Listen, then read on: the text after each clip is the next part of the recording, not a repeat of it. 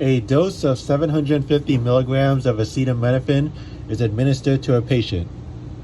A blood sample is drawn 2 hours after the dose is administered. The concentration of acetaminophen is measured as 8 micrograms per milliliter. Acetaminophen has a volume of distribution of 51 liters.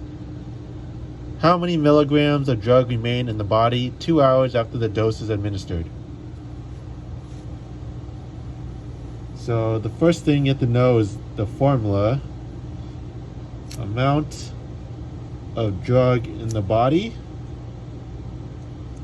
is equal to the concentration times it by the volume of distribution.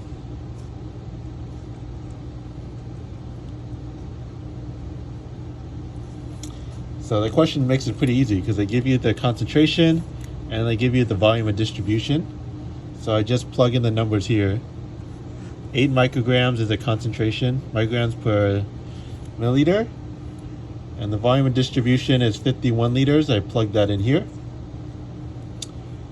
So I'm going to plug in concentration, 8 micrograms per milliliter.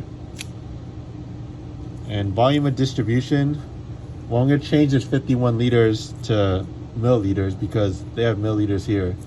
So 51 liters is the same thing as 51,000 milliliters. So I'm just going to cancel out milliliters here with milliliters here. And then when I solve for that, 8 times 51,000, that equals 408,000. And then that's in micrograms.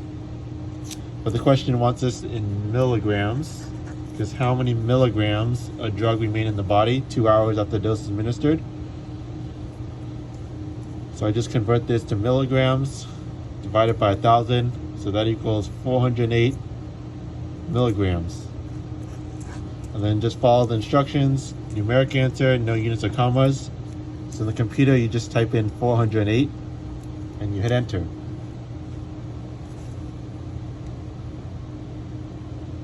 So this question has a lot of information you don't need. Like they say how much is in the body 2 hours after, but then they drew the blood 2 hours after the dose. So that's why you don't care that it's exactly 2 hours, because they already give you the concentration after those 2 hours.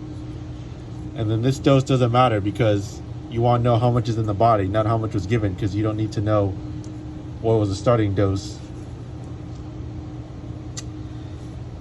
And also, if it's easier to convert like 51 liters and you forget if it's like you multiply it by 1,000 or divide by 1,000, it's easier just to write it out like this, right? Like 51 liters, and so there's 1,000 milliliters for every liter. Because you know liters will go in the denominator here, because liters here cancel out liters here. That's what that gives 51,000.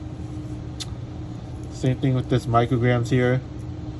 408,000 micrograms.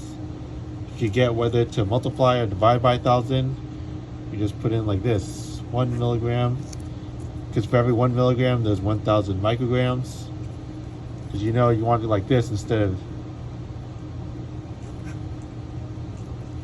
because these are the same, you could use either one, but I know to use this one because I want micrograms here to cancel out micrograms here. So that's what gives me my 408 milligrams. And also, if you do not know how to do this question, and it's a fill in the blank question, just try to figure out what units can cancel out. So the question wants milligrams here, they want milligrams, and you have a constant, you have something that's divided by something, micrograms, 8 micrograms per milliliter. So you know you're trying to convert this to milligrams somehow and get rid of this milliliters. So you see what you have, which in this case is 51 liters. So you know you have to do something, you can cancel these out somehow by multiplying this out somehow. Well, luckily, fortunately, this is in the denominator and this is in the numerator. So that's why you try to figure out that you have to multiply and you could convert this to milliliters.